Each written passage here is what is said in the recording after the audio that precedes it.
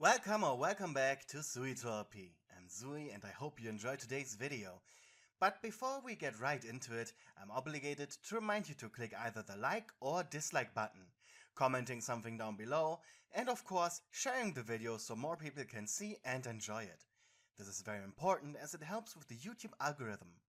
I want you to know that your help is greatly appreciated.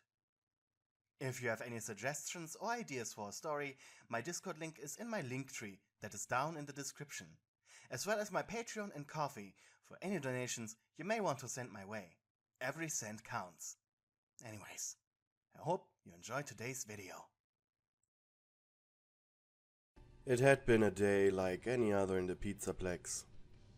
The air outside was boiling hot, so the employees were all glad to be inside, despite the shouting children.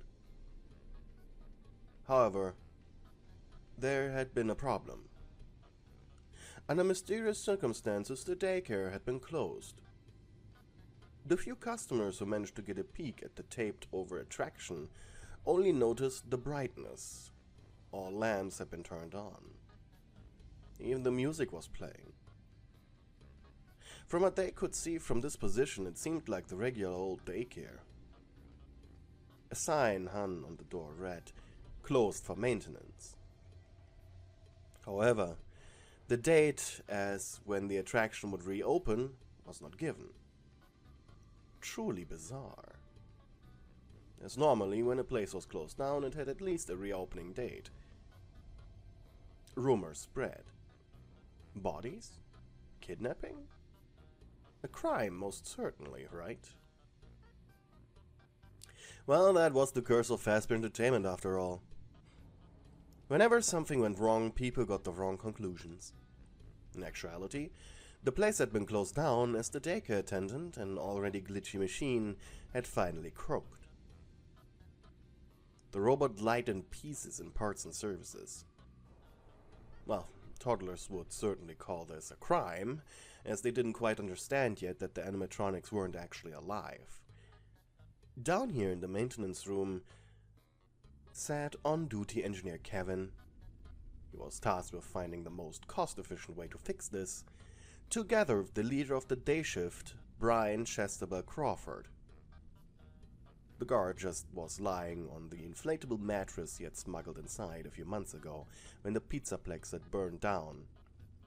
As parts and services and the maintenance tunnels really were the only thing not affected by the destruction, due to being underground. The walls of the tunnels were in fact still covered in soot. "Why am I here again?" muttered Brian. "You are the son of the current CEO of AVENGERS Robotics," replied Kevin as he stared at his repair laptop. "Plus, I know you're high right now. And when you're high, you have great ideas. So give me one of yours. They always seem to work out in the end." Brian chuckled. "And what does that mean, old man?" "It means you have a connection with AVENGERS Robotics and you can call them for approval of our experiments." "Nice. You're Igor and I'm Frankenstein," Kevin growled. "No, I'm Frankenstein." The two continued bickering like that for about 30 minutes, until Brian just chuckled. "Well, if you are Frankenstein, why do you want my ideas? Shouldn't the good doctor be smart on his own?" Kevin blew up his cheeks in frustration. "You cheeky bastard." "Well, if I were you, I'd just rip out both hard drives and put them in separate animatronics." Kevin's eyes narrowed. "Separating sun and moon? Think about it, Igor." Brian now chose to make a terrible German accent. "We will fetch the two brains and place them in new bodies. This will prevent the same issue from occurring again." Kevin thought hard. Honestly, he was a bit disappointed in himself. He didn't come up with the same plan. The daycare attendant had broken down due to a faulty wire, making the lights in the daycare flicker overnight. But this would only lead to a minor annoyance to the other machines, Due to the daycare attendant having a day and night mode, this led to his insides overheating, going haywire, and even both his moon and sun side attacking each other as they made their other responsible for what was happening. And by the end of it, the poor animatronic had ripped himself apart. Kevin now leaned over to an old cable phone hanging on the wall. It was used for internal calls. 1987, muttered Kevin. Ah, hey, I'm here. Brian blinked. He seriously turned the byte into a phone number to reach the boss. Hilarious. We finally have an idea on how to fix this as cost efficient as possible. Why is it cost efficient? Kevin looked at Brian, who just rolled his eyes and shouted loud enough for Amir to hear. Hey, numbnuts, remember the event we did when we made Monty into the new Bonnie? Just do that. That should be enough to pay for the animatronic alone. Silence. He asks, what about the added maintenance of an extra animatronic and the reprogramming of Moon? You pay Kevin hourly, not by the job. Kevin bit his lower lip as he glanced at Brian. He then put his hand on the phone's microphone. Why do you hate me so much? Brian grinned. More money, buddy. Think about your child. The engineer blinked. Yeah, some extra money would be nice. Oh yeah, I'm still here. Mm-hmm.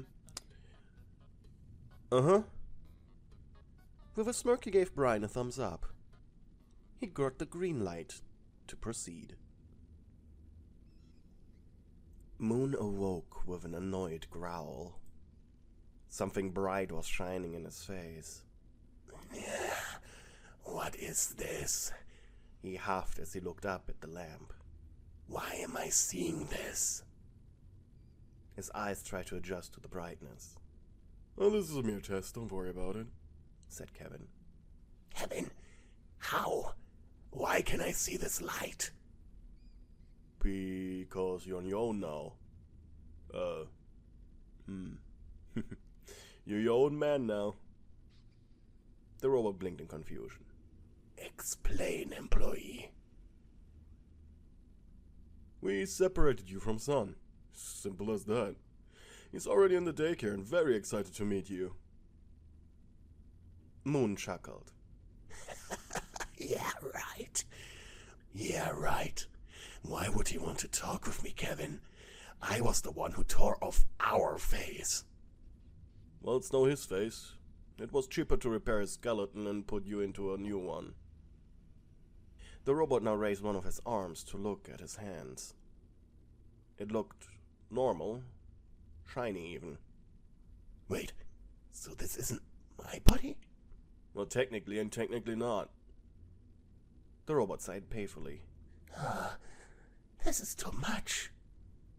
Kevin tapped something into his laptop. Initiating emotional suppression in 3, 2, 1.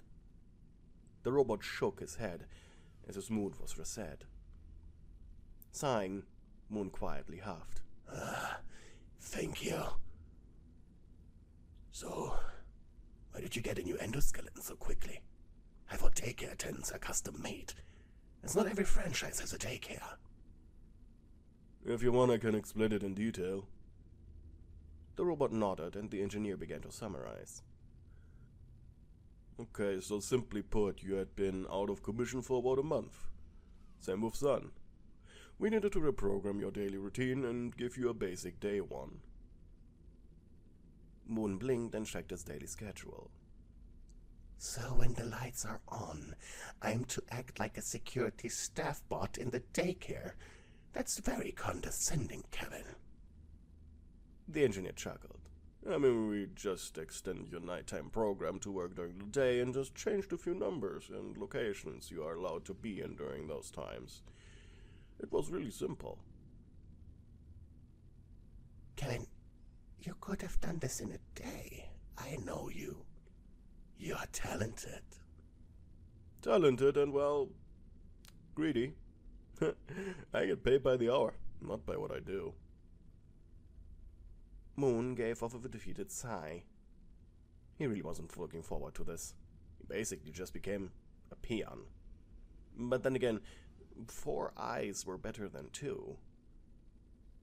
Yeah, this would certainly mean that people would follow the rules of the daycare even closer now. But wait, something was off about the number of rules he had on his hard drive. Kevin, why have you deleted some of my rules?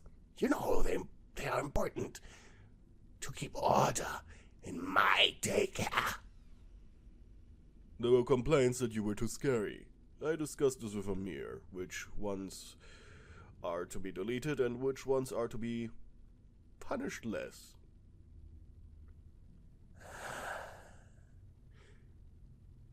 There's one more thing. The number of friendship and love I feel for Sun, it is quite high. I remember hating him. That's because you will be working closely together now, rather than just one of you being active at a time.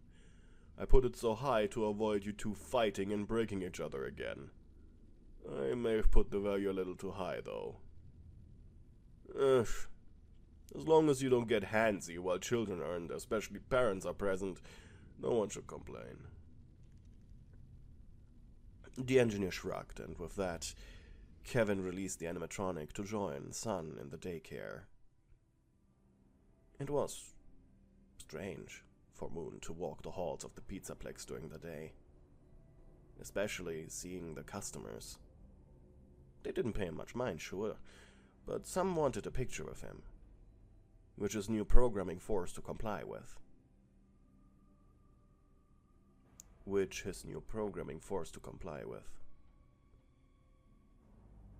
But it was nice. He was used to having children be afraid of him.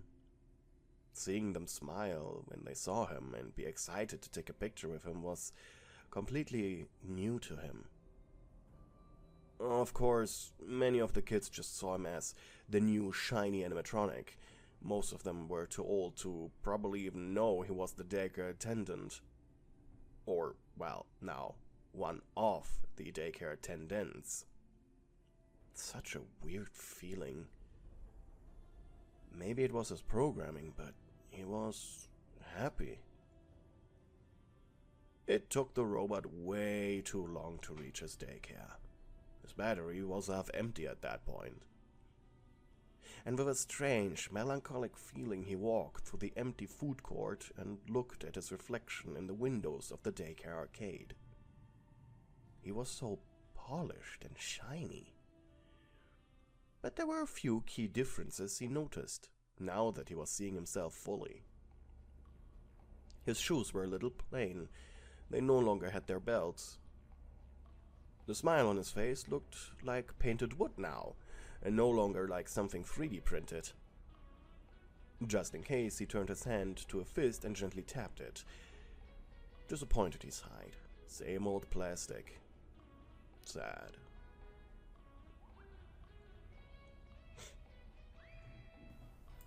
It was then a voice called out for him. Moon! The animatronic turned around. Like a spider, Sun was crawling on the net that separated the play area with the outside. Moony, I missed you so much! The robot blinked. His emotions began to flow through him. And without much hesitation, he ran into the play area and immediately felt Sun crash into him. The two animatronics becoming a bundle of twitching limbs.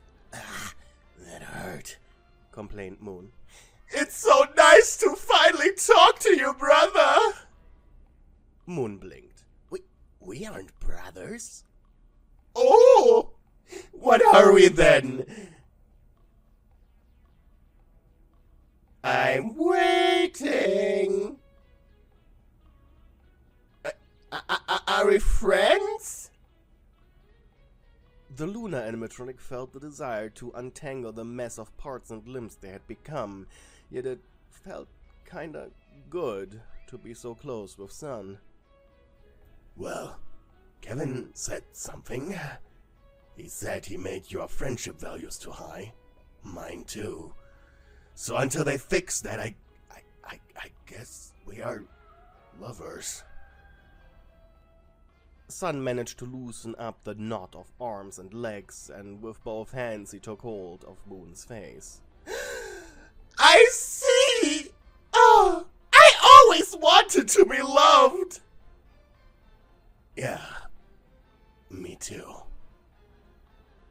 Almost longingly, the robots looked at each other.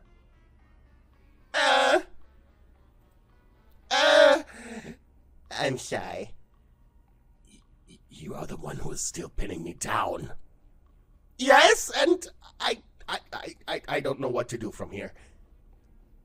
On one hand, if I let you go, I will create an awkward silence, and I'm not dealing with that. On the other hand, I don't want to let go of you, Moon. The animatronic sighed. You don't have to if you don't want to. Suddenly Moon jerked up. Gently he rubbed his nose over Sun's. What are you doing? Stuttered the hyperactive robot. Well, we don't have functioning lips or working mouths. So this is called an Eskimo kiss. Rubbing each other's noses together. Hearing that, Sun's body went limp, and he buried Moon under him. Oh! I cannot deal with this. Moon tried to shove Sun aside, but to no avail. He was too heavy. Can we stay like this for a bit? Yeah, sure. Even though this is a bit lewd. I love you, Sonny. I love you too, Moony. For a moment, the robots were quiet. So, what does lewd mean? Moon blinked. It means, crude and offensive in a way that activates our profanity filters. Suddenly, Moon took hold of Sun's hips. Kinda like this. Moon? I feel like this is a bannable offense. We are not children. And we are allowed to let parents kiss. If they aren't going too far. Sun placed one of his hands on his other half's chest. I guess. I can feel the quiet hum of your cooling fan. The robot then replaced his hand with his head. Even though it's spinning way too fast. It's such a nice sound. It's spinning so fast because you're making me feel self-conscious, shouted Moon. Aw, is that right? How am I making you self-conscious? By being so close to me. The robots looked into each other's eyes. But I'm not saying I dislike it. Sun's face made a 360-degree turn. I was about to say the same.